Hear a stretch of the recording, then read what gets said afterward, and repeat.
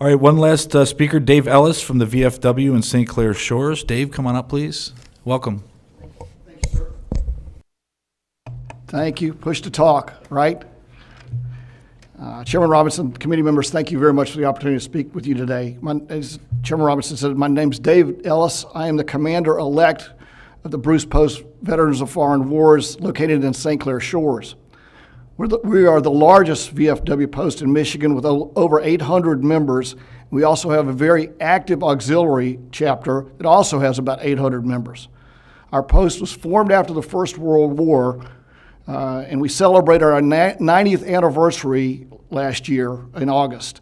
In the city, in fact, last week, with the mayor and all the city council members, put a historical marker in front of the post, recognizing the post's contributions to the city and long history with the city of St. Clair Shores. We are in a building that we moved into 60 years ago, 1965, 60 years ago. We've been successful for years using post member volunteers to do self-help projects that include major renovations, carpentry, masonry, plumbing, electrical work. But our capacity to continue that is diminishing. The average age of our membership is 70 years old. So it's fair to say that we have an aging self-help workforce. Additionally, there's problems you'd expect in facilities that are grounds that are that old that we don't have the expertise, equipment, and resources to fix. For example, as mentioned several times today, our parking lot is cratered and unsafe and is in desperate needs of resurfacing. And that's as a safety, not as an aesthetic issue. We have already had multiple falls in our lot, caused at least in part due to its bad condition. And we've been given estimates in the $200,000 range for resurfacing that lot alone. Our plumbing, our electrical systems are kind of a similar story, and it's no exaggeration to say that we have continuous and ongoing problems with them just due to age. That we are dealing with something also weekly. And while we're having these problems, we haven't been idle. We continue to work number of ways of generating income to produce, to make ourselves self-sufficient. In addition, several things mentioned, and Tim mentioned gaming. We are open to we have a club room that's open to the bar for food only. During the day, and we get a fair amount of business, and we generate a fair amount of income for the state in gaming alone. We also have a beautiful hall that's all been done by self-help, by member work.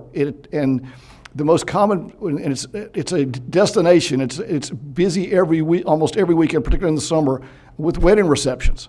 And the most common comment we hear when people walk into that hall, and I can't wait to show it to you, is, "I've never seen a VFW like this." And that's all been done by self-help of members, but again, most of them are about they're over 7 years old. And we generated enough income in the last 3 years to remain to work in the black and still pay over about $100,000 for an HVAC system. So we're not wringing our hands here.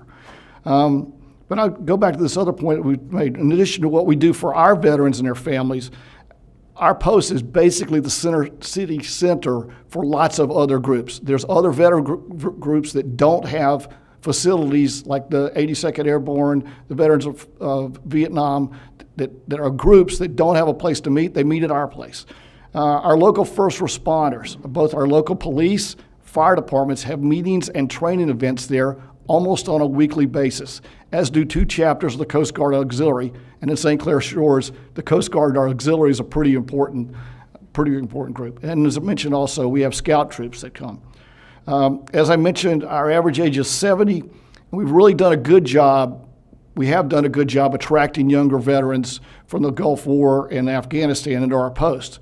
But if we're going to continue to be able to offer them the kind of post and place that they deserve to have as they go on, and continue to give the outreach to the community that we provide, we're going to need help. And just fixing the parking lot would go a long way towards ensuring our long-term survival so we can continue to support our veterans and their families and our community at large.